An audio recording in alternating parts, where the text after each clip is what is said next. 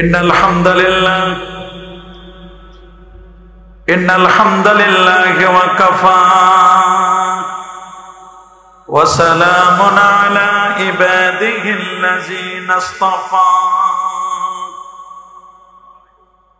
আম্মা বা'দু ফাকাদ ক্বালা আল্লাহু তাআলা ফি কালামিহিল কাদীম আউযু বিল্লাহি মিনাশ শাইতানির রাজীম বিসমিল্লাহির রাহমানির রাহিম ফাসআলু আহলায যিকরি ইন কুনতুম লা তা'লামুন সাদাকাল্লাহুল আযীম ওয়া সাদাকা রাসূলুহুন নাবিয়্যুল কারীম ইন্নাল্লাহা ওয়া মালাইকাতাহু ইউসাল্লুনা আলান নাবী ইয়া আইয়ুহাল্লাযীনা আমানু সাল্লু আলাইহি ওয়া সাল্লিমু তাসলিমা আল্লাহ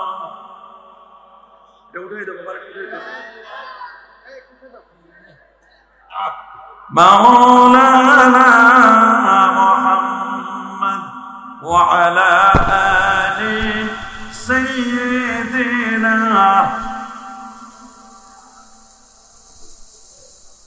আরেকটু জোরে জোরে মহব্বতে পড়ুন আল্লাহুম্মা সাইয়্যিদিনা মাওলানা মুহাম্মদ ওয়া আলা আলি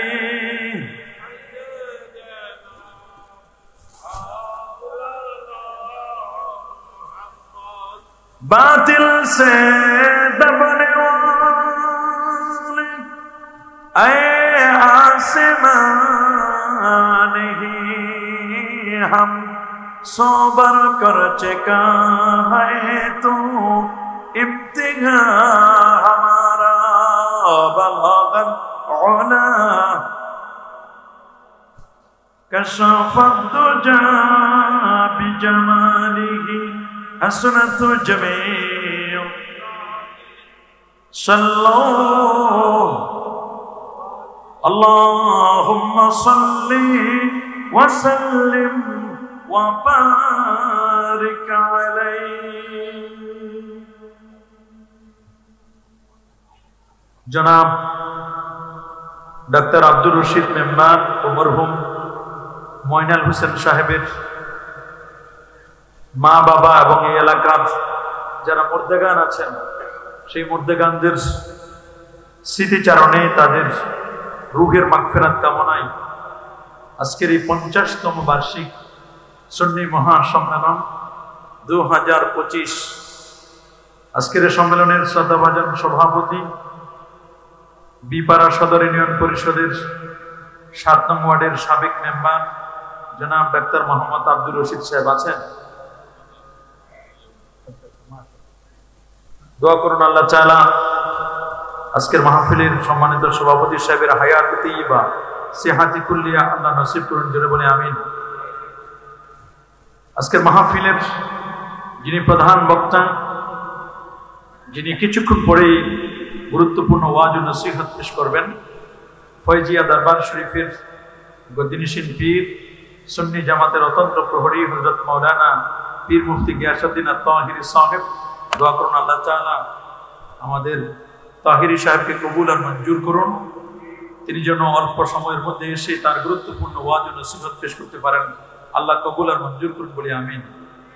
আজকের মাহফিলের আমন্ত্রিত অন্যান্য উলামায়ে কেরাম, এলাকার গণ্যমান্য ব্যক্তিবর্গ, বিশেষ করে আজকের যিনি প্রধান অতিথি বিপাড়া সোনালী ব্যাংকের অফিসার অ্যাডভান্সড অবসরপ্রাপ্ত বিশিষ্ট দানবীর জনাব মোহাম্মদ হোসেন সাহেব, সার্বিক তত্ত্বাবধানে বীর মুক্তিযোদ্ধা মোহাম্মদ আব্দুল সাত্তার মোল্লা সাহেব সহ জনাব মোহাম্মদ দেলওয়ার হোসেন দুলাল, সার্বিক ব্যবস্থাপনায় আরো যারা দায়িত্বে আছেন, বিশেষ করে অর্গানাইজিং কমিটির বিভিন্ন শ্রেণীর নেতৃবৃন্দ, এলাকার গণ্যমান্য ব্যক্তিবর্গ, এলাকার চাকরিজীবী ও ব্যবসায়ী ভাইয়েরা, যুবক বন্ধুরা, ছোট্ট সোনামণিরা, পর্দার আড়ালতি সম্মানিত মা ও বোনেরা, আপনাদের সকলকে অন্তরের অন্তঃস্থল থেকে জ্ঞাপন করছি মোবারকবাদ।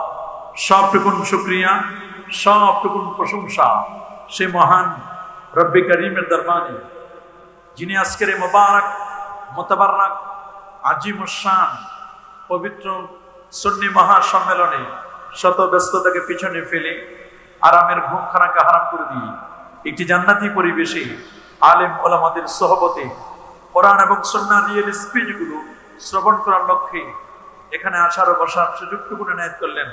আসুন আমরা সকলে সর্বোচ্চ শক্তি দিয়ে দারাজ কণ্ঠে প্রাণ খুলে দেল মন উজাড় করি, হৃদয়ের সবটুকুন আবেগ আর অনুভূতিকে উচ্ছ্বাস করি, হৃদয়ের বদ্ধ কপাটকে উন্মোচন করে দিয়ে ইসলামের বলে বলিয়ান হয়ে, ইসলামের তেজে তেজিয়ান হয়ে আকাশ ও বাতাসকে মুখরিত করি, রাতের নিস্তব্ধতাকে ভঙ্গ করি, সিংহ শার্দুলের মতো আওয়াজ তুলি, পুরো সুযোগ কণ্ঠের সাথে কণ্ঠ মিলিয়ে কালিমাতুর শুকুর আদায় করে পড়ে নিচ্ছে আলহামদুলিল্লাহ।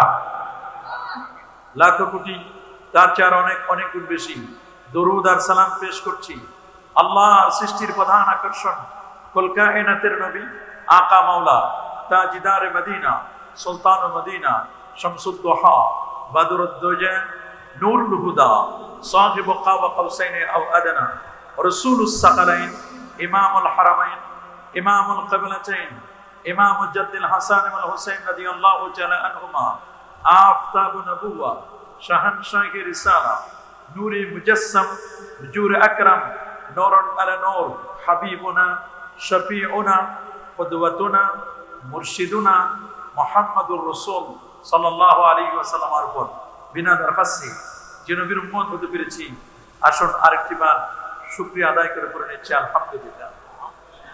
সবাই বলে আল্লাহু আকবার। যদি আপনারা দেখেছেন পোস্টার এবং হ্যান্ডবিলের মাধ্যমে আমাকে নির্ধারিত একটি বিষয়ে কথা বলার জন্য বলা হয়েছে, আর তা হচ্ছে মাযহাব মানার গুরুত্ব নিয়ে।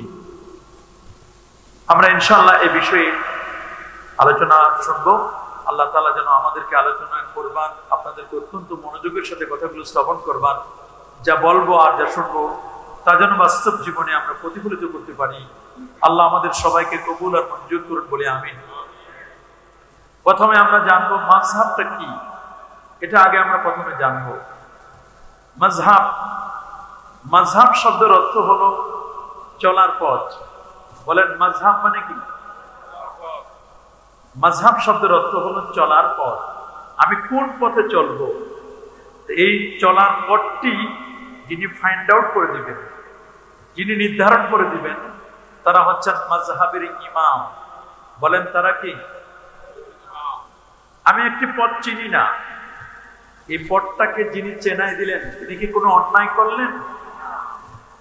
আমি কোরআন এবং সুন্নাহর পথটি আমি চিনতাম না, আমি কোরআন এবং সুন্নাহর পথটি না চেনার কারণে আমাকে হানাফি, শাফি, মালিকি, হাম্বলি চার মাযহাবের চারজন ফাউন্ডার, চারজন ইমাম, তারা আমাকে এই পথটি চিনিয়ে দিয়েছেন।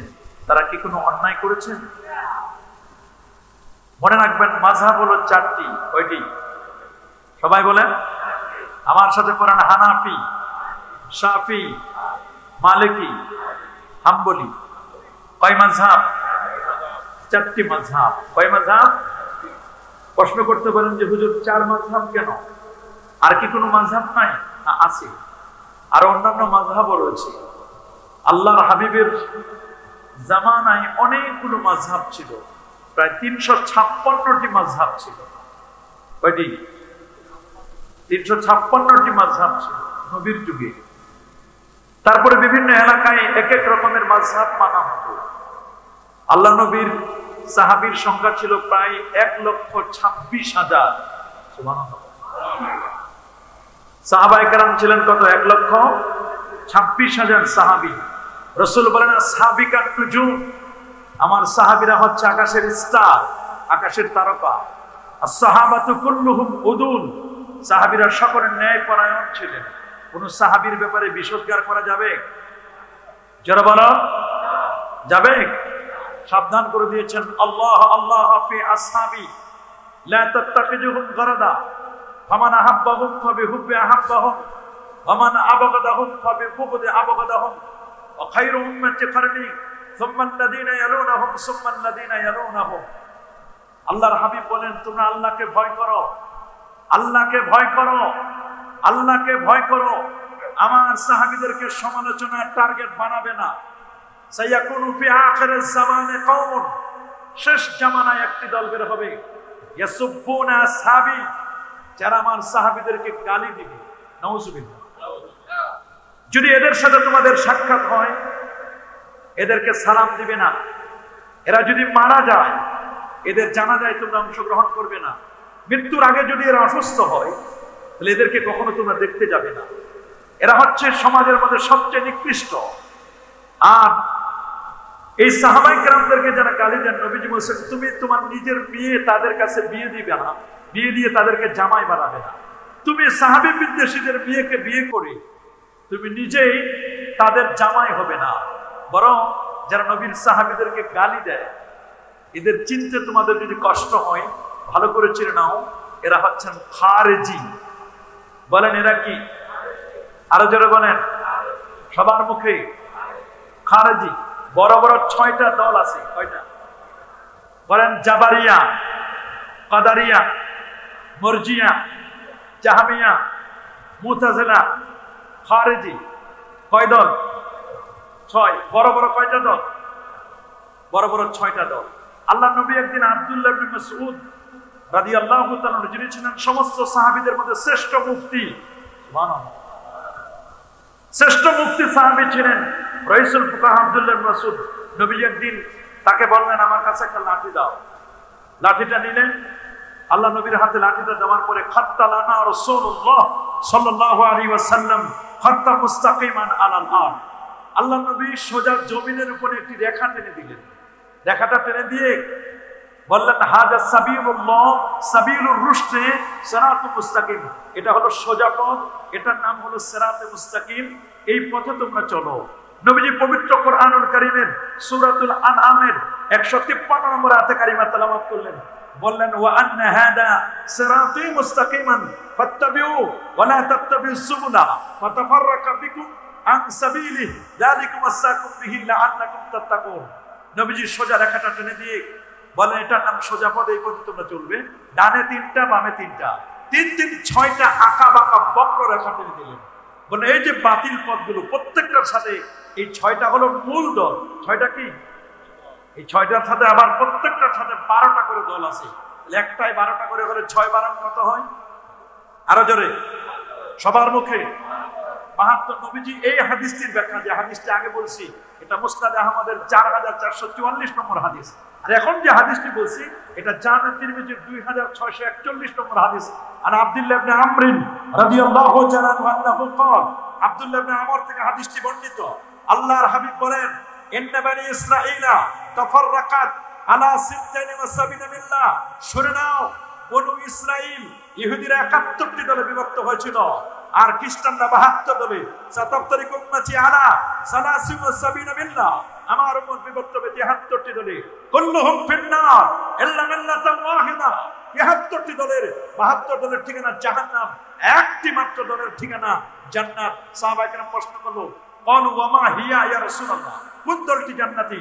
নবী বলেন মা আনা আলাইহি ওয়া আসহাবি, আমি নবী যে পথে চলি, আমার পথ এবং আমার সাহাবীদের পথ, নবীর পথ এবং নবীর সাহাবীদের পথ, এই পথ মত মতো যারা চলবে তারাই হচ্ছে জান্নাতি। আল্লাহু আকবার বলেন। নবীর পথ মানে সুন্নাহর পথ, ওয়াল জামাআ, আহলুস সুন্নাহ ওয়াল জামাআ। জামাআ মানে জামাআতুম মিনাস সাহাবা, সাহাবায়ে কেরামের জামাত, সাহাবায়ে কেরামের দল, এটা হলো হক দল। আল্লাহু আকবার। যদি দেখেন পৃথিবীর মধ্যে কোন দল নবীর সাহাবীদেরকে গালি দেয়, নবীর সাহাবীদের বিসর্জন করে। যদি দেখেন কোন দল নবীর সাহাবীদের ব্যাপারে বাজে মন্তব্য করে যে তারা মেয়ার নয়, সত্যের মাপকাঠি নয়, নবীর সাহাবীদেরকে যদি মানতে পারে না, বুঝবেন বাতিল চেনার জন্য কিছুই লাগবে না। এটাই সবচেয়ে বড় আলামত, সিম্পটম। যদি কোন দল নবীর সাহাবীদেরকে গালি দেয়, বুঝবেন এখানে ভেজাল আছে, এই দল সঠিক দল নয়। আমরা খারেজিদেরকে সাপোর্ট করি না, কারণ হলো খারেজিদের একটা বৈশিষ্ট্য হলো খারেজিরা আমার নবীর সাহাবীদেরকে পছন্দ করে না। এদের একটা বড় পরিচয় হলো এরা হলো গোস্তাখে রাসূল, গোস্তাখে সাহাবা। নবীর বিশ্বস্কার করে, সাহাবীদের বিশ্বস্কার করে। নাউজুবিল্লাহ বলেন, আরো যারা বলেন নাউজুবিল্লাহ। শিয়াদের মতো একটা দল আছে, শিয়ারা অতিরঞ্জিত করে, শিয়ারা আলী রাদিয়াল্লাহু তাআলার ব্যাপারে আবার বাজে মন্তব্য করে। আমরা এটা আমাদের যেহেতু সাবজেক্ট ম্যাটার নয়, আমাদের সাবজেক্ট ম্যাটার হচ্ছে মাযহাব। আমি আগেই বলেছি যে মাযহাব বোঝার জন্য আমি বলছি কয়টি মাযহাব করেন না, কয়টা বলেন? হানাফি, শাফি, মালিকি, হাম্বলি, কয় মাযহাব? চারটা মাযহাব। চার মাযহাবই হক। সুবহানাল্লাহ। চার মাযহাবই কি? কোন মাযহাবকে আপনি নেগলেক্ট করার কোনো সুযোগ নেই। চারটি মাযহাবই হক। তবে আপনাকে মনে রাখতে হবে মাযহাব নতুন কোনো বিষয় নয়। মাযহাব হচ্ছে কোরআন এবং সুন্নাহর সার নির্যাস। বলেন কোরআন এবং সুন্নাহর কি? আরো যারা বলেন কোরআন এবং সুন্নাহর কি? আপনি একটা ব্লেন্ডারের মধ্যে আপেল দিলেন, কি দিলেন? আঙ্গুর দিলেন, খেজুর দিলেন, তারপরে কমলা দিলেন, আরো 4 প্রকারের খাবার দিলেন, আপনি দিয়ে ব্লেন্ডার করে জুস বানায় দিলেন। আচ্ছা বলেন তো এই জুসটা কি কোনো অন্যায় করেছে? জুসটা টেস্ট হবে না?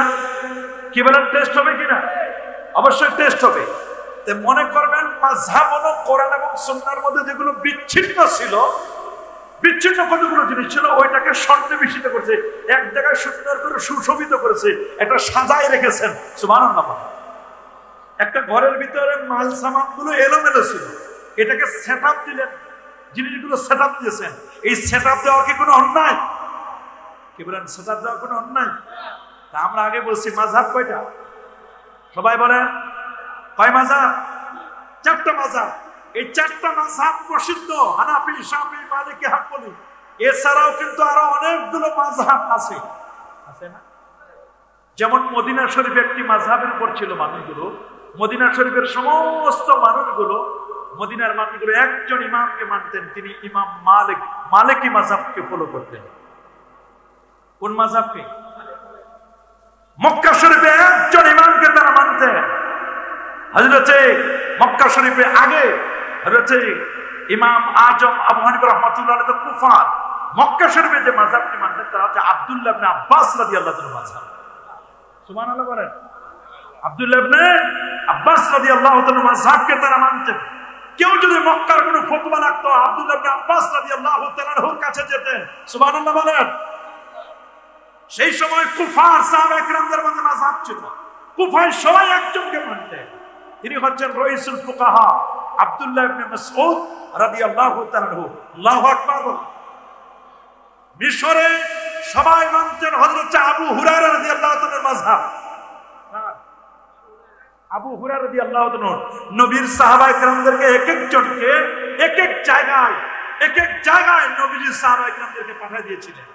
ইয়ামানে একটি মাযহাব মানা হতো, সেটা হচ্ছে মুআয ইবনে জাবাল রাদিয়াল্লাহু তাআলার মাযহাব। তাহলে মাযহাব কি নতুন বিষয় না সাহাবায়ে কেরামের যুগেও ছিল? কি বলেন, মাযহাব সাহাবায়ে কেরামের যুগে ছিল না? কি ছিল না? কুফার যত মানুষ, সমস্ত মানুষগুলো, কুফা নগরীর মানুষগুলো একটা মাযহাব মানতেন, আব্দুল্লাহ ইবনে মাসউদের মাযহাব। সুবহানাল্লাহ। মদিনা শরীফের মানুষগুলো মানত হযরত ইমাম মালিক রাহমাতুল্লাহ আলাইহির মাযহাব। আল্লাহু আকবার। সেখানে ইমাম মালিক রাহমাতুল্লাহ আলাইহিকে তারা মাযহাব হিসেবে মানতেন। আর ইমাম মালিকের উস্তাদ ছিল আব্দুল্লাহ ইবনে ওমর। সুবহানাল্লাহ। আল্লাহু আকবার বলেন। এইরকম প্রত্যেকটা জায়গায় কিন্তু এরকম মাযহাবের অনুসারী তারা কিন্তু প্রত্যেক ইমামগণ প্রত্যেকে তার আগের ঊর্ধ্বতন যারা ছিলেন তারা প্রত্যেকে সাহাবী ছিলেন। সুবহানাল্লাহ। আল্লাহ নবী, আমরা যে বলি আমাদের সমাজে মাযহাব নিয়ে গেঞ্জাম হয় কেন? সমস্যাটা হলো এই যে আমরা বলি যে আমরা কোরআন মানবো, হাদিস মানবো, অন্য কিছু আমরা মানবো না, বলি কি না? তারা আমাদেরকে দলিল দেয়। দলিল দেয় কি?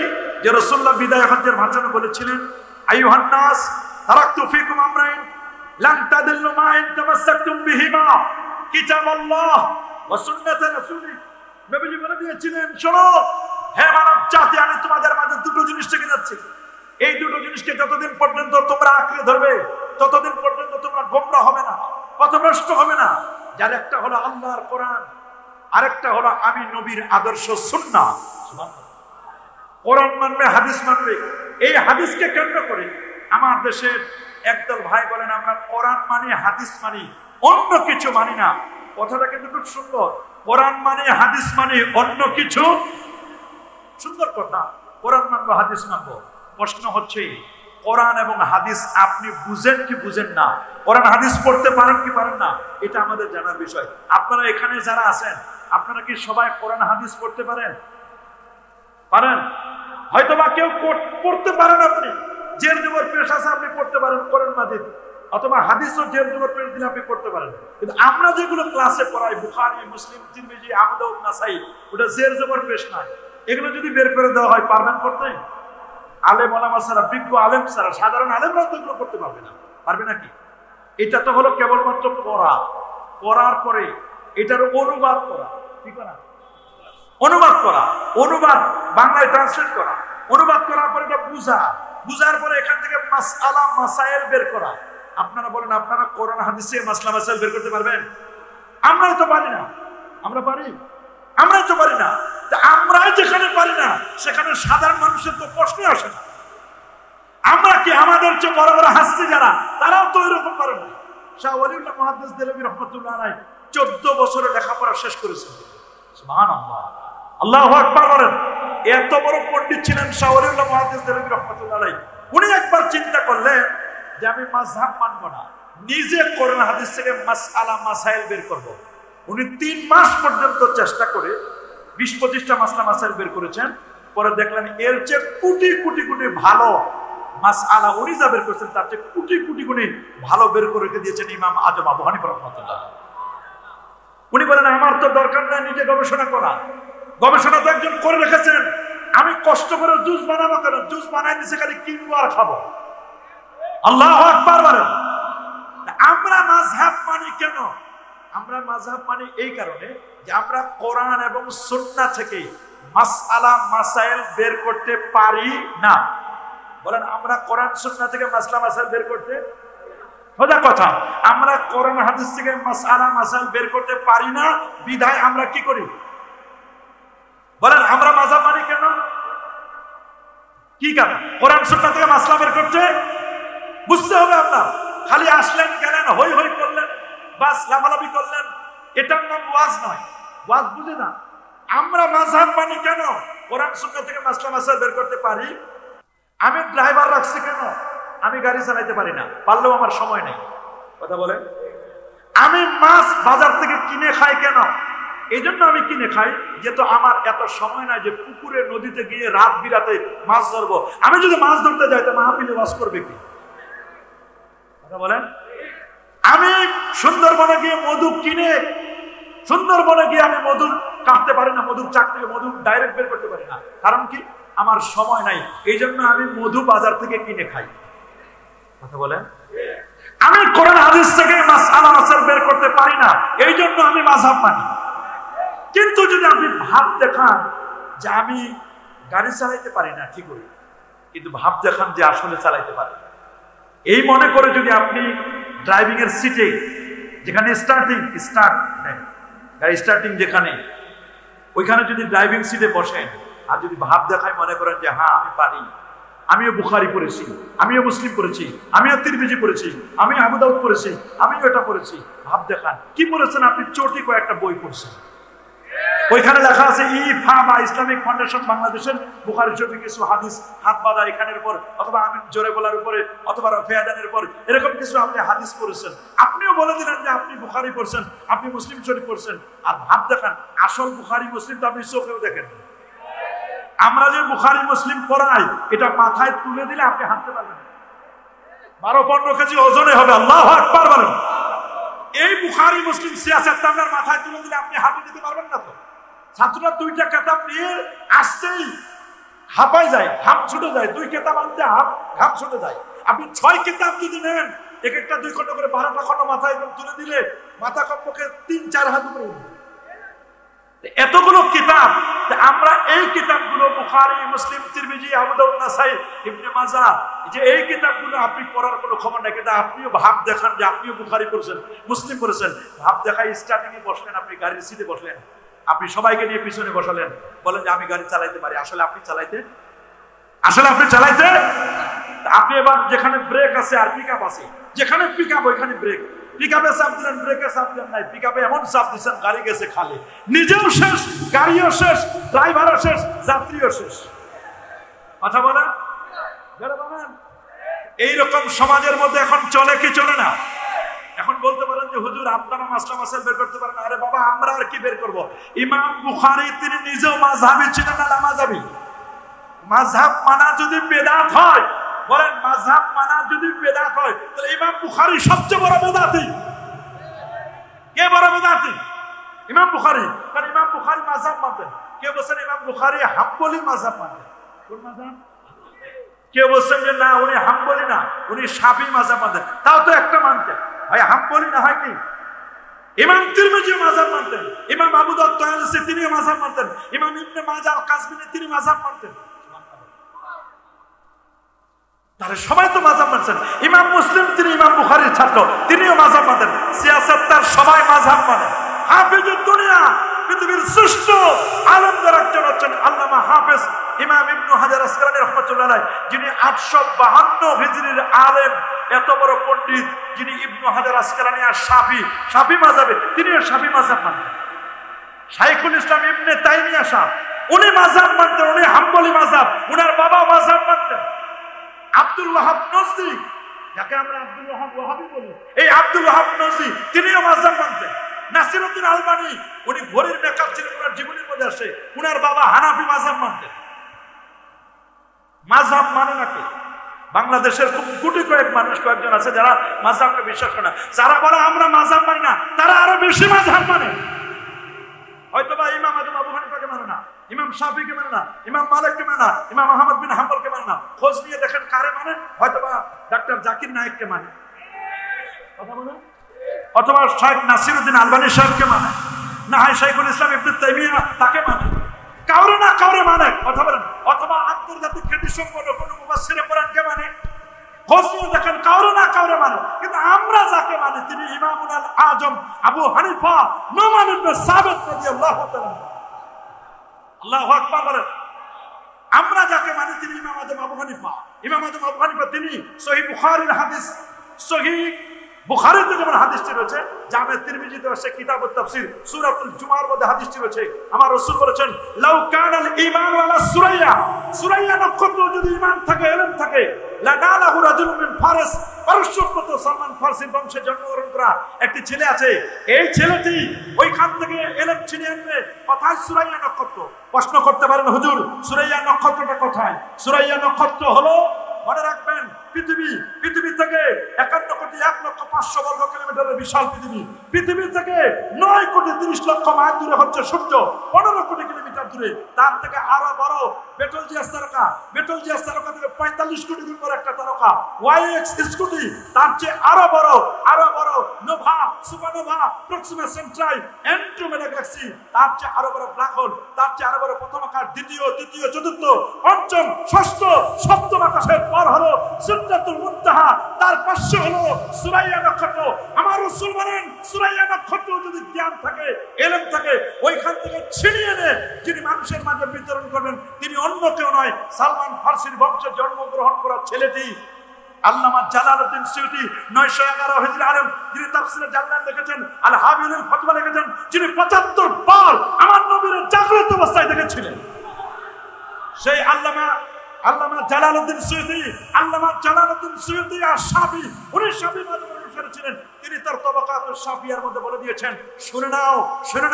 তিনি বলেছেন মিসদাকু হাযাল হাদিস, আল্লাহ নবীজি বলেন সালমান ফার্সির বংশে জন্মগ্রহণ করা ছেলেটি সুরাইয়া নক্ষত্রকে ইলম ছিনিয়ে এনে মানুষের মাঝে বিতরণ করবেন। তিনি বলেন এই হাদিসের মিসদাক, হাদিসটি প্রযোজ্য হবে ইমামুল আজম আবু হানিফা নুমান ইবনে সাবিত রাদিয়াল্লাহু তাআলা আনহুর উপর। আল্লাহু আকবার।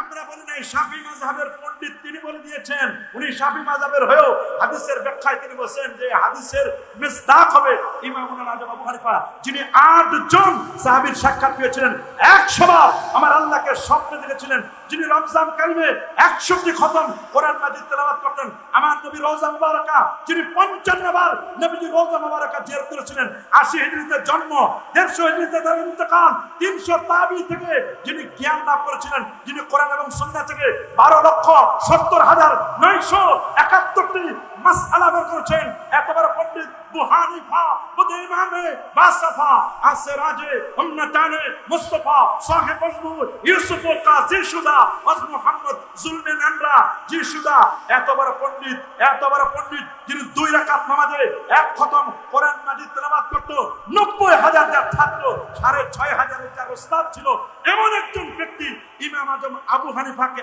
আমরা মানি। আমরা জাকির নায়ককে মানি না, নাসিরউদ্দিন আলবানী সাহেবকে মানি না, শাইখুল ইসলাম ইবনে তাইমিয়াকে মানি না, আমরা মানি ইমাম আজম আবু হানিফাকে। এই জন্য মনে রাখবেন মাযহাব মানা খারাপ কাজ নয়, মাযহাব মানা এটা কখনো কখনো আবশ্যক হয়ে যায়। আল্লাহু আকবার বলেন। কারণ অনেক বিষয় আছে যেটা আপনি মাযহাব ছাড়া চলতে পারবেন। শরীয়তের 100% মাসআলা, 88% মাসআলা কোরআন এবং সুন্নাহ, আর 12% মাসআলা, এটা মনে রাখবেন 12% মাসআলা হলো গবেষণামূলক মাসআলা। কি মূলক? আরো জোরে বলেন কি মূলক? মাযহাব মানে চলার পথ। বলেন মাযহাব মানে কি? আমরা ডাক্তার দেখাই কিনা? বলেন প্রেসক্রিপশন নেই কিনা? প্রেসক্রিপশন নেই না কেন? প্রেসক্রিপশন নেওয়ার দরকার কি? আমার তো ফার্মেসি আছে, ফার্মেসিতে ওষুধ আছে, খালি কিনবো আর খাবো আর মরবো। কি বলেন ডাক্তার লাগবে না? নাই কি লাগবে কিনা? হ্যাঁ, যে কোনো ডাক্তার আপনি পরামর্শ নেবেন। মনে রাখবেন কোরআন এবং সুন্নাহ হচ্ছে ফার্মেসির ঔষধগুলোর মতো, আর মাযহাবগুলো হলেন ওই ঔষধটা কেমনে আপনি খাবেন, কোরআন এবং সুন্নাহকে কেমনে আপনি পড়বেন, কেমনে আপনি বুঝবেন, এটা ডাক্তার পরামর্শদাতা হলেন মাযহাবের ইমাম। আল্লাহু আকবার বলেন। একদিকে হানাফি, একদিকে শাফি, একদিকে ইমাম মালিক, একদিকে ইমাম আহমদ বিন হাম্বল, 4 মাযহাবের হক। আল্লাহু আকবার বলেন। আমরা মাযহাবিদের হানাফি, শাফি, মালিকি, হাম্বলি এদের ব্যক্তিগত কোনো মতকে মানি না, তাদের সংকলিত কোরআন এবং সুন্নাহ থেকে যে মাসআলা মাসাইল বের করেছেন আমরা সেটা মানি। সুবহানাল্লাহ। তাহলে কথা ফাইনাল, 4টা মাযহাবের হক। 4 মাযহাবের কি? আরো জোরে 4 মাযহাবের কি? মানতে হবে কয়টা? একটা। 4 না, মানতে হবে যে কোনো 4টার যে কোনো। আপনি বলবেন হুজুর না আমি 4টা মানবো, এই জায়গার একটুকু, এই জায়গার একটুকু, এই জায়গার একটুকু, এই জায়গার এতটুকু। ওই লোকটা কি মনে রাখবেন, এক রোগী যদি 4 ডাক্তারের ওষুধ খায় মরবে না? এক রোগী কি 4 ডাক্তারের ওষুধ খাওয়া যাবে? কি একসাথে 4 জন ডাক্তারের ওষুধ খেলে রোগী কি বাঁচবে? আমার তো মনে হয় না এই রোগী বাঁচবে। বাঁচবে না? কথা বলে বাঁচবে? মনে রাখবেন আমরা 4টা মাযহাবের যে কোনো একটা মাযহাবকে মানি। মনে করেন এইখানে আপনি আসবেন, ইচ্ছা করলে সামনে রাস্তা দিয়ে আসতে পারেন, ইচ্ছে করলে এই পাশ দিয়ে আসতে পারেন, এই পাশ দিয়ে আসতে পারেন, যদি জায়গা থাকে পিছন দিকে আসতে পারেন। 4টা আপনার পথ। টার্গেট হলো আপনার মাহফিলে আসা। টার্গেট কি? আপনি যদি একসাথে 4 রাস্তা দিয়ে রওনা করেন আসা হবে। আমি মনে করেন এই বদ্ধভূমি মাহফিলে আসবো, 50তম মাহফিলে আসবো, আমি প্লেনের টিকিট কাটলাম। কোন জায়গায়? কথার কথা, কিসের? প্লেনের টিকিট কাটলাম। আমি টিকিট নিলাম, হেলিকপ্টার ভাড়া করলাম। কয়টা অপশন গেল? 3 নম্বর অপশন গেল আমি বাসেরও টিকিট কাটলাম, 3টা। 4 নম্বর আমি অপশন নিলাম যে না আমি হেঁটে আসবো, 4টা। এই 4টার যে কোনো একটা অপশন আমাকে চুজ করতে হবে। আমি যদি প্লেনেও একটা হাত দিই আর হেলিকপ্টারে দিলাম একটা পা, আর ট্রেনে যেহেতু টিকিট কাটছে ওইখানে দিলাম আর একটা পা, আর চিন্তা করলাম পেটটাই তো আসল, পেটটা দিয়ে দিলাম বডির মধ্যে, মানে হাঁটার মধ্যে, ওর কি জীবনের তো এখানে আসা হবে? 4টা অপশনের যে কোনো একটা অপশন আপনাকে চুজ করতে হবে। আমরা বলি চারো মাযহাবে হক, চারটার যে কোনো একটা মাযহাব আপনাকে মানতে হবে। একসাথে চারটা মাযহাব কখনো মানা যাবে? এখন প্রশ্ন হলো চারটা মাযহাব মানা যাবে না, কিভাবে হলো চারটা মাযহাব? এবং চারটা দলিল, শরীয়তের দলিল কয়টা বলেন? কয়টা বলেন? কোরআনুল কারীম, সুন্নাহ, ইজমা, কিয়াস। শরীয়তের দলিল কয়টা? আরো জোরে বলেন। কোরআন, সুন্নাহ, ইজমা, কিয়াস। কোরআন, সুন্নাহ, ইজমা, কিয়াস। মূল দলিল দুইটা। মূল কয়টা? কোরআন এবং সুন্নাহ হচ্ছে মূল দলিল। আল্লাহু আকবার বলেন। আল্লাহ নবী মুআয ইবনে জাবাল রাদিয়াল্লাহু তাআলা রাসূলুল্লাহর বিখ্যাত সাহাবী, যিনি ছিলেন আ'লামু বিল হালাল ওয়াল হারাম, হালাল হারাম সংক্রান্ত এক্সপার্ট সাহাবী ছিলেন মুআয ইবনে জাবাল। সহিহ বুখারী হাদিস, বাসা রাসূলুল্লাহ সাল্লাল্লাহু আলাইহি ওয়াসাল্লাম ইলাল ইয়ামান। আল্লাহ নবী মুআয ইবনে জাবাল রাদিয়াল্লাহু তাআলাকে ইয়ামানে পাঠালেন। কোথায়? ইয়ামানে যখন পাঠাচ্ছেন, নবীজি মুআযকে বলেন, ইয়া মুআয কাইফা তাকজি ইয়া মুআয। মুআয, তুমি যে ইয়ামানে যাচ্ছ, কিভাবে বিচার কার্য ফয়সালা করবে, কিভাবে ফতোয়া ফারায়েজ দিবে? মানুষ তো অনেক রকমের প্রশ্ন করবে তোমাকে, তুমি কিভাবে সমাধান করবে? মুআয ইবনে জাবাল বলেন, হুজুর আকুদি কিতাবিল্লাহ, আমি আল্লাহর কোরআন থেকে ফয়সালা করব। আল্লাহু আকবার। রাসূল বলেন, ফাইল লাম তাজিদ ফি কিতাবিল্লাহ, যদি আল্লাহর কোরআনে তুমি না পাও, আছে কোরআনে, কিন্তু যদি তুমি না পাও, এইখানে আপনার বন্ধু আছে, আপনি খুঁজে পাচ্ছেন না, এর অর্থ কি নাই না আছে? পুকুরে মাছ আছে, আমার জালে ধরে নাই, এর মানে কি আমি বলবো যে পুকুরে মাছ নাই? কোরআন এবং সুন্নাহয় দলিল আছে, হয়তোবা আমরা পাই নাই। কথা বলেন। মাযহাবের দলিল কোরআনে আছে, মাযহাবের দলিল হাদিসে আছে, স্পষ্ট অথবা অস্পষ্ট। হয়তোবা আপনি পান নাই, কারণ আমার কোরআনে এমন কোনো কিছু বাদ দেওয়া হয় নাই যেটার আলোচনা আমার আল্লাহ করে নাই। আল্লাহ বলেন, ওয়া নাযালনা আলাইকাল কিতাবা তিবয়ানান লিকুল্লি শাই হুদা ওয়া রাহমা ওয়া বুশরা লিল মুসলিমিন। আবার বলেন, মা ফাররাতনা ফিল কিতাবি মিন শাই, কোরআনের সব কিছু ডিটেইলস বর্ণনা আমি আল্লাহ করে দিয়েছি। যদি প্রশ্ন করে, হুজুর আপনি তো বলেন কোরআনের সব আছে, বলেন দেখি আজকে আলুর কেজি কত কোরআনের কথায় আছে? পাঙ্গাস মাছের কেজি কত কোরআনের কথায় আছে? বলেন দেখি কোরআনে আজকের এই যে মাহফিলটা কথাই হচ্ছে, কোরআনের কোন জায়গা আছে? আজকের এই বদ্ধভূমি মাহফিলের কথা কোরআনের কথায় আছে? আপনি যদি জিজ্ঞেস করেন, তা আমি বলবো যে ভাই এই সব কোরআনে আছে। যদি আপনি আমার জিজ্ঞেস করেন পাঙ্গাসের কেজি কত, আলুর কেজি কত, পেঁয়াজের কেজি কত, রসুনের কেজি কত, আমি তখন জিজ্ঞেস করব ব্রাহ্মণপাড়া এসে যে মূল বাজার আছে না, বাজার কমিটির সেক্রেটারিকে জিজ্ঞেস করবো, ভাই আজকে আলু কত, পেঁয়াজ কত, রসুন কত, আদা কত, আর বদ্ধভূমি মাহফিলটা কোন রাস্তা? আমি আসে জিজ্ঞেস করছি, ভাই কোন রাস্তায়? দীর্ঘভূমি না? আচ্ছা দীর্ঘভূমি মাহফিলটা কোন জায়গায়? আমি তখন জিজ্ঞেস করবো, জিজ্ঞেস করে আমি জেনে নিব। এটাই আমার কোরআনে আল্লাহ তাআলা বলে দিয়েছেন, ফাসআলু আহলা যিকরি ইন কুনতুম লা তা'লামুন। যদি কোনো বিষয় না জানো, অজানা বিষয়গুলো তোমরা জেনে নিবে। আল্লাহু আকবার। আমার কোরআন কিন্তু সেই কথাটা দিয়েছেন, আমার কোরআন কিন্তু সেই বক্তব্যটাই দিয়েছেন। এই জন্য আমাকে বুঝতে হবে, আল্লাহ নবী বলেন, শোনো কোরআনে তো সব আছে, যদি তুমি কোরআনে না পাও, বলছে হুজুর কোরআনে না পাইলে পাবে সুন্নাতে রাসূলুল্লাহ, আল্লাহ নবীর সুন্নাহ, হুজুর আপনার আদর্শ দিয়ে আমি কিন্তু বিচার কার্য ফয়সালা করব। এখানে কিন্তু হাদিস বলেন নাই, বলছেন সুন্নাহ। কি বলছেন? আরো যারা বলেন কি বলছেন? সুন্নাহ বলছেন, হাদিস বলে নাই। কারণ সব হাদিস মানা যায় না। বলেন সব হাদিস কি মানা যায়? আরো যারা বলেন সব হাদিস মানা যাবে। কি সব হাদিস মানা যাবে? আল্লাহ নবী 11টা বিয়ে করছিলেন। আপনি যদি মনে করেন রাসূলুল্লাহর এই হাদিসটা আমি মানব, 11টা বিয়ে করব, আপনার জন্য জায়েজ হবে? হবে? এই হাদিস মানা যাবে? নবীজি জীবনে একবার দাঁড়াইয়া পেশাব করেছিলেন। আতা আলা সুবাতাতে কওমিন ফাবালা কায়মান, এটা ওযুরের কারণে উম্মতকে শিক্ষা দেওয়ার জন্য। আপনি কি দাঁড়ায় পেশাব করতে পারবেন? পারবেন জীবনে একবার, যদি কোনো ওযুর থাকে সেটা ভিন্ন কথা। আল্লাহু আকবার। নবীজি সোমবার জন্ম নিয়েছেন, আপনি কি সোমবারে? কেউ সবাই জন্ম নিয়েছে সোমবারে? হাদিস অনুযায়ী তো আপনার আমার জন্মটাও ঠিক হবে না। কথা বলে নবীজি এক রাতে পৃথিবীর এই বাইতুল নবীজি এক রাতে আল মসজিদুল হারাম থেকে নিয়ে বাইতুল মুকাদ্দাস করিয়ে আরশে আজিম পর্যন্ত পৌঁছেছেন। নবীজি এক রাতে আল্লাহর আরশ পর্যন্ত গেলেন। আপনি তো এক রাতে ঢাকাও যাইতে পারেন না, আপনি পারবেন? মনে রাখবেন, সব হাদিস মানা যায় না। সব হাদিস মানা যায়? নবীজি 16 কিংবা 17 মাস বাইতুল মুকাদ্দাসের দিকে ফিরে নামাজ পড়েছিলেন। আমরা এখন বাইতুল মুকাদ্দাসের দিকে ফিরে নামাজ পড়লে হবে? কথা বলেন, যারা বলেন হবে। আমরা হাদিস মানি না সুন্নাহ মানি? নবীর সুন্নাহ মানি। নবীজি জিজ্ঞেস করলেন যদি তুমি কোরআনে না পাও তাহলে সুন্নাহ, যদি সুন্নায় না পাও? সাহাবী বললেন হুজুর ফাআজতাহিদু, আমি গবেষণা করব, ইজতিহাদ করব, আমি গবেষণা করে উত্তর দিব। আল্লাহু আকবার। আমি কি করব? গবেষণা করব, ইজতিহাদ করব, গবেষণা করব কোরআন এবং সুন্নাহ থেকে। কোরআন সুন্নাহ থেকে গবেষণা করার পরে যেই মাসালাটা আমি বের করব, এটা যদি সবাই মেনে নেয় তখন এটার নাম হবে ইজমা, আর যদি সবাই মেনে না নেয় তখন এটার নাম হবে কিয়াস। এটাকে বলা হয় দলিলুল হাসার। একেবারে একটা আমি দলিল দিব, একজন ব্যক্তি আমি দলিল দিয়ে দিব যাচ্ছি, দলিল দেওয়ার ক্ষেত্রে হয় আমি নকলি দলিল দিব কোরআন থেকে, না হয় আমি দলিল দিব আকলি। নকলি দলিল অথবা আকলি। নকলি যদি দলিল দিই উপর থেকে হয় কোরআন এবং সুন্নাহ, কোরআন এবং সুন্নাহ, কোরআন এবং সুন্নাহ নকলি। আরেকটা হচ্ছে আপনার নকলিটা হতে পারে ওহী, আর হচ্ছে গায়রুল ওহী, ওহী দিয়ে অথবা ওহী ছাড়া। ওহীটা বা দুই প্রকার, ওহীয়ে মাতলু, ওহীয়ে গায়রে মাতলু। ওহীয়ে মাতলু দিয়ে যদি দলিল দিই এটা হবে কোরআন, ওহীয়ে গায়রে মাতলু দিয়ে দলিল দিই তাহলে এটার নাম হবে সুন্নাহ।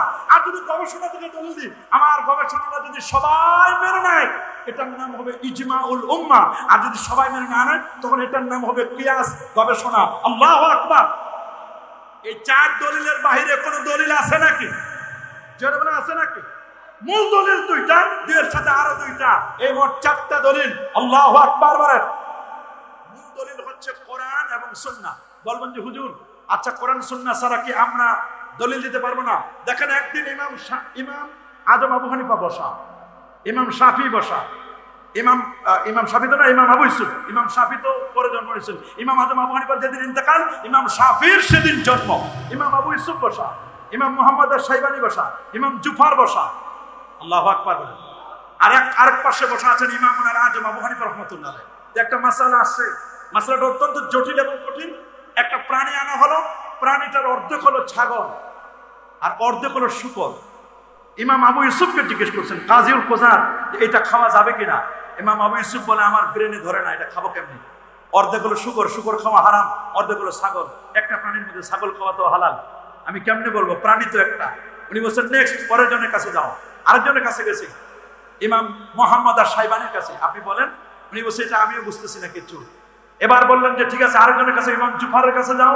ইমাম জুফার বলছেন আমিও কিছু বুঝতেছি না। আল্লাহু আকবার বলেন। অথচ এরা কত বড় বড় পণ্ডিত। ইমাম আজম আবু হানিফার দরবারে 40,000 আলেম ওলামাদেরকে নিয়ে প্রায় 83,000 মাসআলা লেখা হয়েছে। জেলখানায় বসেও তিনি মাসআলা লিখেছেন। এত বড় পণ্ডিত ছিলেন ইমাম আজম আবু হানিফা। এবার ইমাম আজমের কাছে যখন ফতোয়াটা দেওয়া হলো, এটা কোরআনেও নাই, এটা হাদিসেও সুন্নাহও নাই, উনি এটা কিভাবে জবাব দিবেন? বলছেন যে ঠিক আছে তোমরা যে প্রাণীটা আনছো, প্রাণীটা একটা খুঁটিতে বেঁধে রাখো 3 দিন। যারা বলেন কয়দিন? 3 দিন তারা খুঁটির মধ্যে বেঁধে রাখলো। 3 দিন খুঁটির মধ্যে বেঁধে রাখার পরে 3 দিন পরে তারপর আনা হলো। 3 দিন পরে যখন আনা হয়েছে, আনার পরে এবার বলা হলো 3 দিন তো বেঁধে রাখছিলাম আমরা, একদিকে কাঁঠাল গাছের পাতা রাখো, আরেকদিকে 20টা মলমূত্র রাখো, যেদিকে যাবে প্রাণীটা ওইদিকে ফতোয়া হবে। 3 দিনের ক্ষুধার্ত। 3 দিন পরে যখন প্রাণীটাকে খুলে দেওয়া হলো তখন ওটা ছাগলটা পাতা খাওয়ার জন্য চলে গেল কাঁঠাল গাছের পাতা দিকে। তখন ইমাম আজম ফতোয়া দিলেন এটা খাওয়া জায়েজ। এইটা কোরআন এবং সুন্নাহয় পাবেন না, এটা বুঝতে হবে। মান ইউরিদিল্লাহু বিহি খাইরান ইউফাক্কিহুহু ফিদ্দিন। আল্লাহ যার কল্যাণ চান তাকে দ্বীনের সমঝ দান করেন। আল্লাহু আকবার। সবাই মুক্তি হতে পারে না। সবাই কি মুক্তি হতে পারে? এখন তো ইউটিউবের মুক্তি, ফেসবুকের মুক্তির তো অভাব নাই। মনে রাখবেন রাসূল বলে দিয়েছেন ইন্নাল্লাহা লা ইয়াকবিদুল ইলমা ইমতিজান। আল্লাহ ইলমকে একবার উঠাই নেবেন না, ওয়ালাকিন ইয়াকবিদুল ইলমা বিকবজিল উলামা। বরং ইলমকে উঠাই নেবেন আলেমদের ইন্তেকালের মাধ্যমে। হাত্তা লা ইয়াবকি আলেমান, সমাজের মধ্যে আলেম বাকি থাকবে না।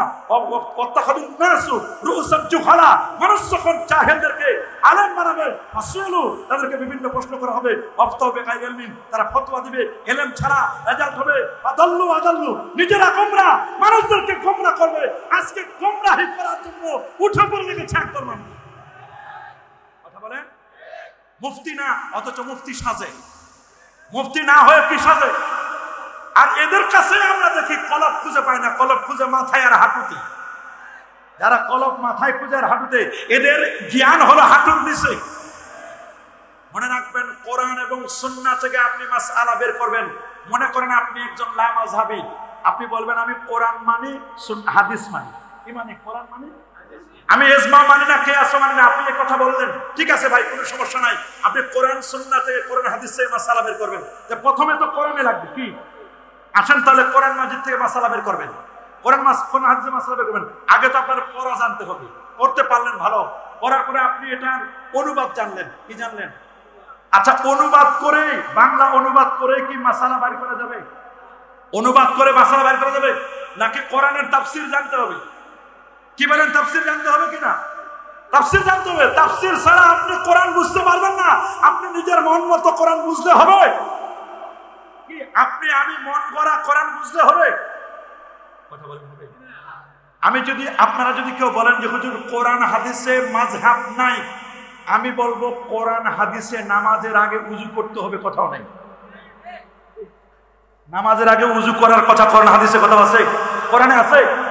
হাদিসটা বাদ দিলাম, কোরআনে আছে? কথা পাবেন? কি আছে কোরআনে? নেন, কোরআনে আছে ইজা কুমতুম ইলাস সালাহ, ইজা কুমতুম ইলাস ফাগসিলু উজুহাকুম ওয়া আইদিয়াকুম ইলাল মারাফিক। আল্লাহু আকবার। সূক্ষ্ম কথা, আলেম ওলামারা ভালো করে বুঝবেন, তালেবুল ইলমরা বুঝবেন। আপনি যদি অনুবাদ করেন, সুন্দর করে অনুবাদ করেন, ইজা মানে যখন, ইজা মানে কুমতুম মানে তোমরা দাঁড়াবে, ইজা কুমতুম যখন তোমরা দাঁড়াবে, কিসের? ইলাস নামাজে। যখন তোমরা নামাজে দাঁড়াবে, ফাগসিলু, হাঁটা অতঃপর অর্থে আসে, ফাগসিলু উজুহাকুম, অতঃপর তোমরা নামাজে দাঁড়ানোর পরে তোমরা কি করবে? ফাগসিলু উজুহাকুম, চেহারা ধৌত করবে। আপনারা বলেন নামাজের পর আমরা উজু করি না নামাজের আগে? নামাজের আগে যে আপনি উজু করলেন, এটা পৃথিবীর কোন কোরআনে পাইছেন? আমার 30 পারা কোরআনে নাই। আমি আমাদের লা মাযহাবী যে ভাইগুলো আছেন, যারা বলেন মাযহাব মানি না, শুধু কোরআন মানি, হাদিস মানি, আবার একদল আছে আহলে কোরআন, শুধু কোরআন মানি, আমি বলবো কোরআনের কথাই পেলেন, নামাজের আগে উজু করতে হবে, কোরআনের কথাও নাই। আছে? আপনি অনুবাদ করে বুঝাই দেন। ইজা কুমতুম, ইজা মানে যখন, কুমতুম মানে তুমি দাঁড়াবে, ইলাস সালাত কথা নাই। ফাগসিলু, অতঃপর তুমি উজু ধৌত করো, উজুহাকুম তোমাদের চেহারা। নামাজে দাঁড়ানোর পরে আমরা উজু করি না নামাজের আগে?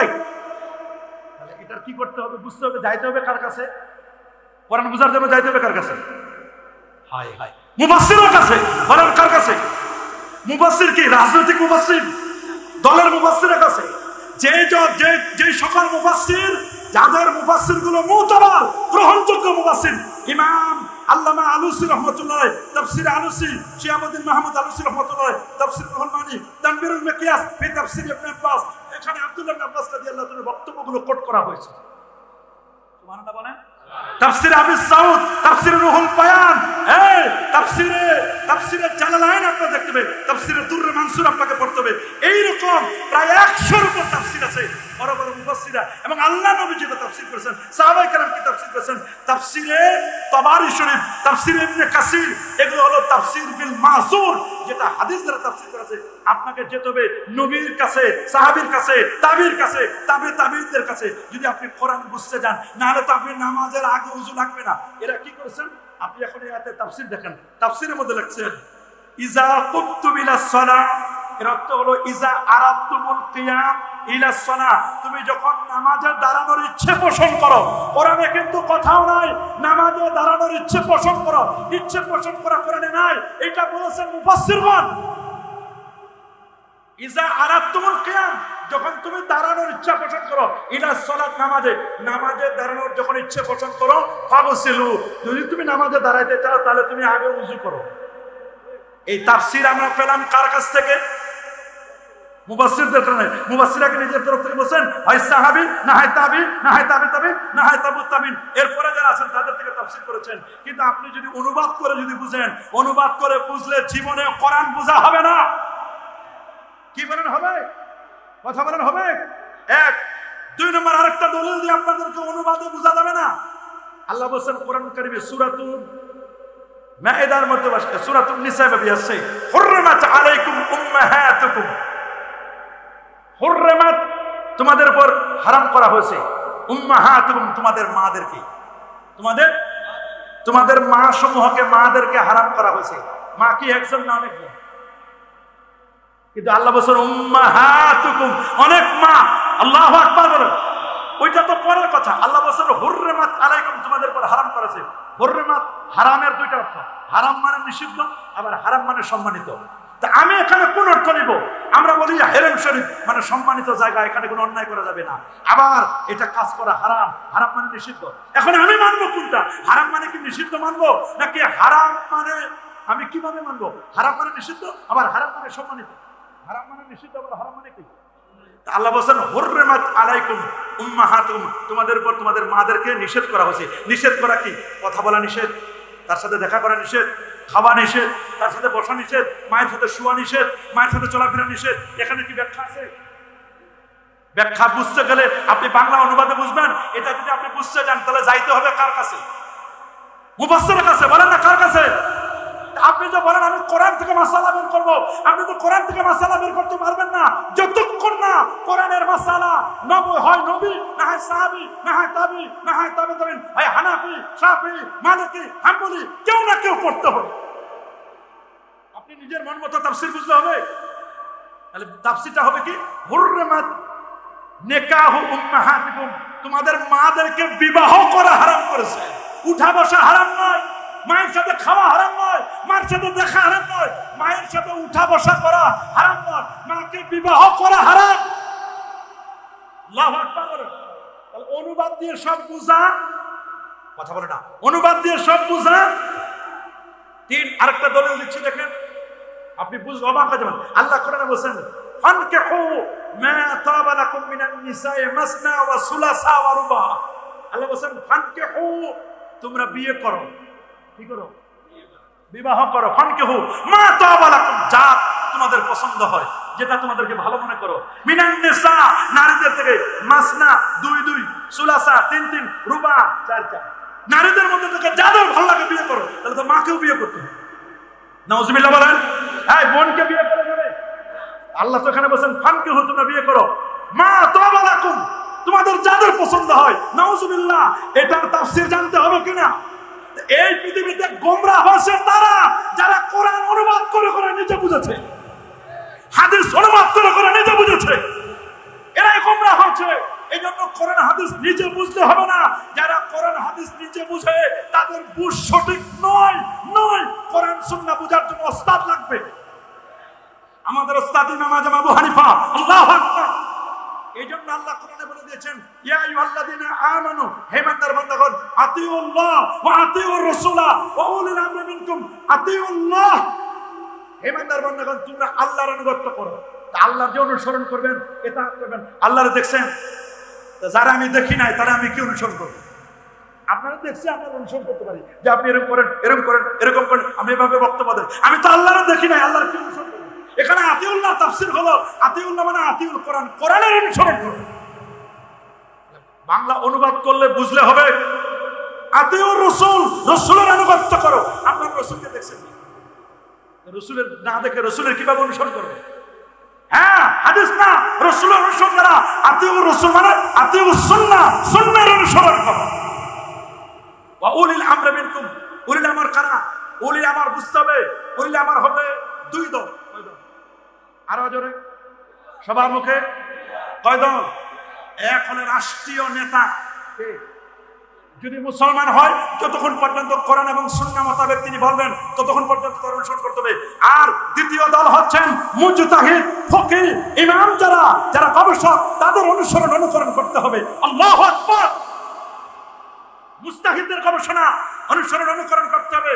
যদি আপনি করতে না পারেন, আতিউল্লাহ ওয়া আতিউর রাসূল বলেন। আতিউল্লাহ, আতিউর রাসূল 2 জায়গায় কিন্তু আল্লাহর আগে আতি শব্দ আছে, রাসূলের আগে আতি আছে। কিন্তু ওয়া উলিল আমরি মিনকুম এখানে বলেন না, ওয়া আতিউ উলিল আমরি মিনকুম কথা বলা হয় না এখানে। তার মানে উলুল আমর তিনি অবশ্যই কোরআন এবং সুন্নাহর বাইরে কোনো মাসলা মাসাইল বের করবেন না যতক্ষণ পর্যন্ত কোরআন এবং সুন্নাহ পাওয়া যায়। কোরআন সুন্নাহ থেকে বের করবেন, এরপর তিনি নিজে ইজতিহাদ করবেন, গবেষণা করবেন। আল্লাহু আকবার। আপনাকে বুঝতে হবে কোরআন সুন্নাহ, কোরআন শুধু অনুবাদ করে বোঝা যাবে, আরেকজনের তাকলিদ করতে হবে কিনা, অনুসরণ করতে হবে কিনা, আরেকজনের কিন্তু আপনার অনুসরণ করতে হবে। যেমন কোরআনুল কারীমে আল্লাহ বলেন ওয়া ইয়াতারাব্বাসনা বিআনফুসিহিন্না সালাসাতা কুরু। যারা আলেমে পড়েছেন কমপক্ষে নুরুল আলম, কুরু শব্দের 2টা অর্থ। কুরু মানে তুহুর, কুরু মানে হায়েজ, তুহুর মানে পবিত্র।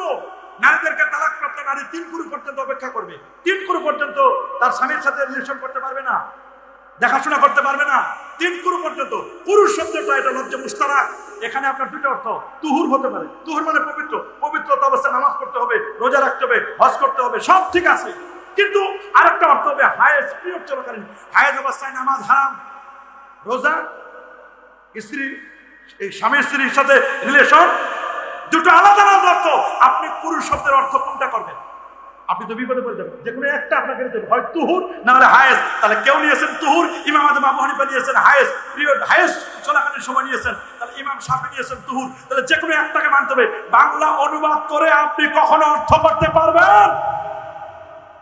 আপনি যদি আলিফ লাম মিমের অর্থ করেন পারবেন? আলিফ দিয়ে আপনি কি বুঝবেন, লাম দিয়ে আপনি কি বুঝবেন, মিম দিয়ে কি বুঝবেন? যে কোনো একটা মাযহাবকে আপনার মানতে হবে কিনা বলেন? একটা মাযহাব মানতে হবে কিনা? আমরা বলি 4 মাযহাবের হক, বলেন 4 মাযহাবের, আরো জোরে 4 মাযহাবের, 4 মাযহাবের। আমরা বললাম হানাফি মাযহাবের কথা, ইমাম শাফি নেন। ইমাম শাফি একটা মাসআলা বের করার জন্য আল্লাহর কোরআন থেকে 200 বার আল্লাহর কোরআনটা তেলাওয়াত করেছিলেন শুধু একটা মাসআলা। আল্লাহু আকবার বলেন। ইমাম শাফি, ইমাম মালিক ছিলেন ইমাম দারুল হিজরা, এত বড় পণ্ডিত ছিলেন ইমাম মালিক রাহমাতুল্লাহ আলাইহি, যিনি মালিকি মাযহাবের ফাউন্ডার, যার মাযহাবটা চলতো মদিনা শরীফে। ইমাম শাফির মাযহাবটা চলতো মিশরে, আর ইমাম আহমদ বিন হাম্বলের মাযহাব চলতো ফিলিস্তিনে, আর এখন হাম্বলি মাযহাবটা চলে মক্কা শরীফ, মদিনা শরীফ। আল্লাহু আকবার বলেন, আরে আল্লাহু আকবার। ইমাম আহমদ বিন হাম্বল জেনেতন ব্যক্তি নয়। ইমাম আহমদ বিন হাম্বল 12.5 লক্ষ হাদিসের পণ্ডিত, যার কাছে ইমাম বুখারীর মতো ব্যক্তি ছাত্র হয়ে বসেছিলেন। ইমাম বুখারীর ছাত্র ইমাম আহমদ বিন হাম্বল ওস্তাদ, 12.5 লক্ষ হাদিসের হাফেজ ছিলেন ইমাম আহমদ বিন হাম্বল রাহমাতুল্লাহ। ইমাম মালিক কত বড় পণ্ডিত ছিলেন, আল্লাহু আকবার। ইমাম মালিক এবং ইমাম আজম আবু হানিফা দুজনে কাছাকাছি, একই সময়ের, সেম টাইম। আল্লাহু আকবার। ইমাম মালিক বলে দিয়েছেন, এত বড় পণ্ডিত ইমাম দারুল হিজরা, তিনি কখনো মদিনা শরীফের জুতা পায়ে দিয়ে হাঁটতেন না। ইমাম মালিক রাহমাতুল্লাহ আলাইহি মদিনা শরীফের ইমাম ছিলেন, মসজিদে নববীর ইমাম ছিলেন, এত বড় পণ্ডিত ছিলেন। ইমাম আজম, ইমাম শাফি, ইমাম মালিক, ইমাম আহমদ বিন হাম্বল, 4 ইমামের ফতোয়া। শুনে নাও ফতোয়াটা কি? 4 ইমামের ফতোয়া, ওয়ালাম আন্না ইস্তিমাআল দিনা ফুসকুন, গান শোনা ফাসিকি, ওয়াল জুলুসু ফি গানে ফাকুন, গানের মজলিসে বসে মুনাফিকি, ওয়া তালাজ্জুজু বিহা কুফরুন, গান শুনে নাচানাচি আলাপালি করা এগুলো সম্পূর্ণরূপে হারাম, হারাম, হারাম, হারাম। 4 ইমামের ফতোয়া। আল্লাহু আকবার। আমরা দেখতে পাচ্ছি একদম ভণ্ড পতার কাছে নামাজ নাই, রোজা নাই, হজ নাই, যাকাত নাই, তরিকা নাই, তাসাউফ নাই, লিবাস নাই, পোশাক নাই, সিরাত নাই, সুরত নাই, আদব নাই, আখলাক নাই, আছে মদ, জুয়া, গাঁজা, ইয়াবা, বাবা, হিরোইন, ফেন্সিডিল, একতারা, দোতারা, সেতারা, আউল, বাউল, ফাউল, নাচানাচি, আলাপালি, লাফালাফি, নারী পুরুষের বাদ বিচরণ, এগুলো যারা করছো কোন মাযহাব সাপোর্ট করে না। এগুলোর নাম আহলে সুন্নাত ওয়াল জামাত নয়, নয়, নয়। আহলে সুন্নাত জামাতের সাথে কোনো সম্পর্ক নেই। আমরা ওলিয়া উলিয়াদেরকে মহব্বত করি, হক্কানি ওলিদেরকে আমরা প্রমোট করি, ভণ্ডদেরকে ডিলেট করি। তবে একদল আবার দিন কায়েমের কথা বলে, দিন কায়েমের কথা বলে মাজার ভাঙার জন্য চেষ্টা করছে। যারা মাজার ভাঙার জন্য চেষ্টা করো, যে হাত দিয়ে মাজার ভাঙবে তোমার হাত ভেঙে যাবে। কথা বলো, যে পা দিয়ে মাজার ভাঙার জন্য যাচ্ছ তোমার পা ক্লাস হয়ে যাবে। যে জবান দিয়ে মাজারের বিরুদ্ধে বলো তোমার জবান ক্লোজ হয়ে যাবে, বন্ধ হয়ে যাবে। এটা ভালো করে বুঝতে হবে। আমরা বারবার বলি, মাজারে যদি কোনো অন্যায় চলে, পাপের কাজ করে, শরিয়া বিরোধী কিছু চলে, মাজারে কিছু অন্যায় চললে মনে রাখবেন মাজার ওয়ালার দোষ নয়, মাজারের যারা মুতাওয়াল্লি, মাজারের যারা দায়িত্বশীল তাদের সমস্যা। তাদেরকে আলটিমেটাম দিয়ে দেন, 1 সপ্তাহ, 15 দিন, 1 মাস, এর মধ্যে যদি ঠিক না করে তারপর তাদের ব্যাপারে আইনি ব্যবস্থা নেন। তার মানে এই নয় মাথায় উকুন হয়েছে মাথা কেটে ফেলবো, তা নয়। উকুন দূর করো। মাথায় উকুন হলে কি মাথা কাটবো না, মাথা উকুন দূর করবো। 4 মাযহাব এই কথা বলে দিয়েছেন। বিশেষ করে ইমাম মালিক বলেন, মান তাফাক্কাহা ওয়া লাম ইয়াতাসাওয়াব, যে ইলমে ফিকহ শিখছে, ইলমে তাসাউফ শিখে নাই, তাকে বলে দাও ফাকাত তাফাসসাকা, ওই লোকটি ফাসিক। ওয়া মান তাসাওয়াফা, যে তাসাউফ শিখছে, ওয়া লাম ইয়াতাফাক্কা, শরীয়ত শিখে নাই, তাকে বলে দাও ফাকাত তাজান্নাকা, লোকটি জিন্দিক। ওয়া মান জামা বাইনাহুমা ফাকাত তাহাক্কাকা, শরীয়ত শিখলো, মারিফত শিখলো, ওই লোকটা হচ্ছে হক্কানি। আগে হলো শরীয়ত, বলেন আগে কি? সবার মুখে আগে কি? দেন হচ্ছে মারিফত। শরীয়ত ছাড়া কোনো মারিফত শরীয়ত হলো দুধ, মারেফত হলো মাখন, সর, ঘি, মাখন। দুধ ছাড়া কি কখনো সর হয়, মাখন হয়? শরীয়ত ছাড়া কোনো মারেফত নাই। আমরা শরীয়ত মানি, আমরা মারেফত মানি। এই দেশ হক্কানি ওলিয়া উলিয়ার বাংলাদেশ, এটা শাহজালালের বাংলাদেশ, এটা শাহপুরানের বাংলাদেশ, এটা শাহ মাকদুমের বাংলাদেশ, এটা খান আনানের বাংলাদেশ। এই আবাদ করছেন পুরপুরা, সারসিনা শো, সোনাকান্দা, দালগুদা, দরবার শরীফ শো, হক্কানি ওলিয়া উলিয়ারা এই দেশকে আবাদ করেছে। আলেম ওলামারা খেদমত করে যাচ্ছেন, ঠিক কিনা? এই জন্য হক্কানি ওলিয়া উলিয়া পীর বুজুর্গদেরকে এই জমিন থেকে উঠায় দেওয়ার কোনো সুযোগ নাই। চার মাযহাবের চার ইমাম তারা পীরপন্থী ছিলেন। মাযহাবিরা কি ছিলেন? ইমাম আজমের দুইজন পীর ছিল, ইমাম জাফর সাদেক আর ইমাম বাকের রহমাতুল্লাহ আলাইহি। ইমাম মালিকেরও পীর ছিল, সুবহানাল্লাহ বলেন। ইমাম আহমদ বিন হাম্বলের পীর ছিল আবু হামজা বাগদাদি, সুবহানাল্লাহ সুবহানাল্লাহ। ইমাম শাফিঈর পীর ছিল। এজন্য আপনাকে বুঝতে হবে আমরা মাযহাব মানব কিনা। হানাফি মাযহাব মতে, শুনে নাও, হানাফি মাযহাব মতে আমরা হাত তুলবো কোন পর্যন্ত?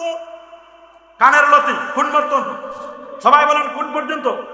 কানের লতি পর্যন্ত। হ্যাঁ, আমি বলছি, আপনারা খেয়াল করে শুনবেন। এই পর্যন্ত হাদিস আছে, কাঁধ পর্যন্ত হাদিস আসছে, আবার বুক পর্যন্ত আছে। কোন পর্যন্ত? বুক, কাঁধ, কানের লতি। কয়টা হলো? জোরে বলেন, আরো জোরে। একটা হলো বুক, কাঁধ, আর একটা কি? তিনটা হাদিস আসছে। আপনি তিনটা হাদিস মানবেন কয়টা? এমন একটা মানতে হবে যাতে করে আরেকটা বাদ না যায়। কি বলেন? এমন একটা মানতে হবে যাতে করে আরেকটা বাদ। আপনি যদি এই পর্যন্ত হাত বাঁধেন তাহলে আপনার এইখানে কাঁধটা বাদ যাবে। বুক পর্যন্ত উঠাইছেন, কোনটা বাদ যাবে? কাঁধ। আর কান, কানের লতি, এটা আপনি যদি এই পর্যন্ত উঠান তাহলে নিচেরটা বাদ যাবে, উপরেরটা বাদ যাবে, দুইটা বাদ গেল। কিন্তু আপনি যদি এই পর্যন্ত উঠান তাহলে এইটাও হলো, এটাও হলো, এটাও হলো, তিনটা হয়ে গেল। আল্লাহু আকবার। এই জন্য তো আমরা বলি হানাফি মাযহাবকে কেন আমরা শ্রেষ্ঠ বলি। তবে এ নিয়ে দ্বন্দ্ব করা যাবে না। হাত বাঁধালে যদি আমরা দ্বন্দ্ব করি, হাত উঠা নিয়ে যদি দ্বন্দ্ব করি, সমাজের মধ্যে ফিতনা বাড়বে না কমবে? কি বলেন, কমবে না বাড়বে? বাড়বে। আল ফিতনাতু আশাদ্দু মিনাল কাতল। সমাজের মধ্যে ফিতনা সৃষ্টি করা সমাজের খুনি ব্যক্তির চেয়ে অপরাধী। এই জন্য আমরা হাত বাঁধবো কোন জায়গায়? হানাফি মাযহাব মতে হাত বাঁধবো কোন জায়গায়? ওয়াদুলা কুফে আলা কুফে তাহতা সুন্নাহ। নবীর নিচে আমরা হাত বাঁধবো। আমরা নবীর নিচে হাত বাঁধতে চাই কি চাই না?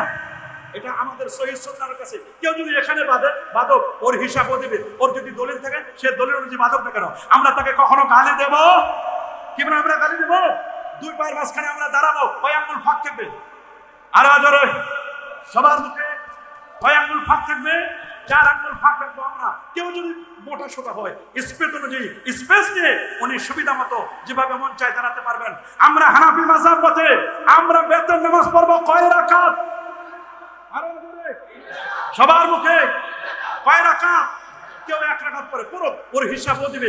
আমাদের বেতের হবে কয় রাকাত? হানাফি মাযহাব মতে আমাদের তারাবি নামাজ হবে কয় রাকাত? মাশাআল্লাহ, কয় রাকাত? ইমাম আজম আবু হানিফা রাহমাতুল্লাহ আলাইহি 20 রাকাত তারাবির কায়েল ছিলেন। নিজেও তিনি আমল করে দেখেছেন। ইমাম বুখারী 20 রাকাত করেছেন। এ বাবা, অন্যান্য ইমামরা 4 ইমাম 20 রাকাতের কথা বলেছেন। সৌদি আরবে, মক্কা শরীফ, মদিনা শরীফ, কুফা, মিশর, আজহার সব জায়গায় 20 রাকাত হয়। আমার দেশে কেন 12 রাকাত মাইনাস করে 8 রাকাত করার জন্য কারা চেষ্টা করতেছে আমি জানি না। পুরো ওরা যদি 8 রাকাত করে খুশি হয়, সমস্যা কোথায়? আমরা পড়ব 20। হানাফি মাযহাব মতে তারাবি হবে কয় রাকাত? সবার মুখে আরেকটু জোরে। 20 রাকাতের সিজদা হয় কয়টা? 40টা। কয়টা? 8 রাকাতের সিজদা হয় কয়টা? সিজদা বেশি দিলে খুশি হয় কে? সিজদা কমাইলে খুশি হয় শয়তান। কে কে কে? কারণ শয়তান যে সিজদা দিয়ে না দিয়ে, শয়তান যদি সিজদা দিত তাহলে কে শয়তান দিত? হ্যাঁ, শয়তান কি সিজদা দিয়ে শয়তানের জন্য না দিয়ে? যে সিজদা না দিয়ে শয়তান আছে, ওর টার্গেট, ওর মিশন, ওর ভিশন হলো সিজদা কমানো। আমরা কি সিজদা কমাবো না বাড়াবো? বাড়াবো কি মন মতো? মাগরিবের নামাজ 3 রাকাত পড়বো 4 রাকাত? না, এটা না। নবীজি 20 রাকাত পড়েছেন তারাবি। আল্লাহু আকবার। দলিল স্পষ্ট লেখা আছে মুসান্নাফ ইবনে আবি শাইবা 7774 নম্বর হাদিস, স্পষ্ট লেখা। শুনে নাও, আন আব্দুল্লাহ ইবনে আব্বাস রাদিয়াল্লাহু তাআলা আনহুমা আন্নাহু ক্বাল কানা ইসাল্লি নবী সাল্লাল্লাহু আলাইহি ওয়াসাল্লাম 20 রাকাতান সাবাল বেতে। আল্লাহ নবী 20 রাকাত তারাবি পড়তেন, 3 রাকাত বেতের পড়তেন। আল্লাহু আকবার, আল্লাহু আকবার। আমাদের তারাবি হবে 20, বেতের হবে 3। ইকামতে যখন হাইয়া আলা আলাস সালাহ বলবে, হাইয়া আলাল ফালাহ বলবে, তখন আমরা দাঁড়াবো।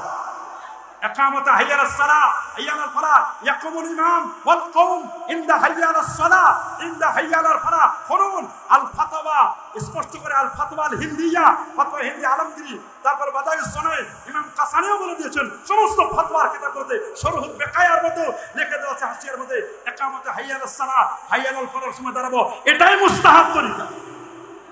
আল্লাহু আকবার বলেন, আরে বলবেন আল্লাহু আকবার। ইমাম যখন কেরাত করবে, ইমাম কেরাত করলে আমাদের আর কেরাত লাগবে। হানাফি মাযহাব মতে ইমামের পিছনে কেরাত পড়া মাকরুহে তাহরিমি। বলেন, ইমামের পিছনে কেরাত পড়া কি? অন্য ইমামে আপনি পড়েন, কোনো আপত্তি নাই। আমাদের মাযহাবের ইমাম ইমাম আবু হানিফা, দলিল কি? দলিল দুইটা, একটা কোরআন মাজিদ থেকে আর একটা হাদিস থেকে। সুবহানাল্লাহ। কোরআনের দলিল সূরাতুল আরাফ, সূরাতুল আরাফ 204 নম্বর আয়াত। আল্লাহ রাব্বুল আলামিন বলেন, ওয়া ইদা কুরিয়াল কুরআন ফাসতামিউ লাহু ওয়া আনসিতু লাআল্লাকুম তুরহামুন। নামাজে যখন কিরাত করা হবে, ওয়া ইদা কুরিয়াল কুরআন, নামাজে যখন কিরাত করা হবে, ওয়া ইদা কুরিয়াল কুরআন ফাসতামিউ, গভীর মনোযোগ দিয়ে শুনো, ওয়া আনসিতু, যদি শুনতে না পারো চুপ করে থাকো। ফজরের তেলাওয়াত শুনি শুনবো, জোহর আসরে শুনি না চুপ করে থাকবো, মাগরিবে শুনি শুনবো, এশায় শুনি শুনবো। সুবহানাল্লাহ। ইমাম যদি কেরাত পড়ে, তাহলে আমরা কেরাত শুনবো কিনা? লাআল্লাকুম তুরহামুন, রহমত পাইতে গেলে কেরাত শুনতে হবে। নির্দেশ কার? ইমাম সাহেব কেরাত পড়লো, আমরাও পিছনে কেরাত পড়লাম, তাহলে শুনবে কি? আল্লাহ বলেন, ওয়াইজা কুরিয়াল কুরআন ফাসতামিউ, গভীর মনোযোগ দিয়ে শুনতে বসেন। তা আপনি তো আল্লাহর কথা বাদ দিলেন, বলবেন হুজুর এই আয়াতটা কি বাইরে নয়? বাইরে নয়। আব্দুল্লাহ ইবনে আব্বাস রাদিয়াল্লাহু তাআলা বলেন, নাযালাত ফিস সালাত, এটা নাজিল হয়েছে নামাজকে কেন্দ্র করে। সুবহানাল্লাহ বলেন, কি কেন্দ্র করে? নামাজকে কেন্দ্র করে। নামাজে যখন কোরআন মাজিদ তেলাওয়াত করবে, তখন তোমরা শুনবে। শুনবো কিনা? রাসূলুল্লাহ বলে দিয়েছেন আরেকটা দলিল, কিরাআতুল ইমাম কিরাআতুল লিল মুক্তাদি, ইমামের কিরাতটাই হচ্ছে মুক্তাদির কিরাত। কিরাতুল মুক্তাদি, কিরাতুল লিল ইমাম, কিরাতুল লিল মুক্তাদি, ইমামের কিরাত হচ্ছে মুক্তাদির কিরাত। সহিহ মুসলিমের মধ্যে হাদিস, ইজা ক্বারাল ইমাম, ইমাম যখন কিরাত করবে, ফানসিতু, তোমরা চুপ করে থাকো। আল্লাহু আকবার। ইমাম কিরাত করলে আমরা কি করব? চুপ করে থাকবো। নির্দেশ কার? রাসূলুল্লাহ। কার নির্দেশ? আর আল্লাহ বলে দিয়েছেন নামাজে যখন কিরাত করা হবে, তখন তোমরা গভীর মনোযোগ দিয়ে শুনবে। এটা হলো আমাদের পক্ষের হাদিস। আরো কম করে 40টা হাদিস আমার মুখস্থ আছে, কিন্তু আমি এখন বলবো না। এখন বিপক্ষের হাদিস বলি, বলবো। বিপক্ষ হলেন আমার ভাইরা কি বলেন জানেন? কয় লা সালাতা ইল্লা বিফাতিহাতিল কিতাব, সূরা ফাতিহা ছাড়া কোনো নামাজ নাই। আমরাও বলি সূরা ফাতিহা ছাড়া নামাজ নাই। মান লাম ইয়াকরা বিফাতিহাতিল কিতাব, যে নামাজের মধ্যে সূরা ফাতিহা পড়বে না, ফাসালাতুহু খিদাজুন, খিদাজুন ইয়ানি গায়রা তামাম, তার নামাজটা বাতিল হবে। যে সূরা ফাতিহা পড়বে না, সূরা ফাতিহা না পড়লে তার নামাজটা বাতিল হয়ে যাবে। সুন্নিয়তের প্রচারের স্বার্থে ভিডিওটি লাইক, কমেন্ট ও বেশি বেশি শেয়ার করুন। আমাদের সাথেই থাকুন। ধন্যবাদ।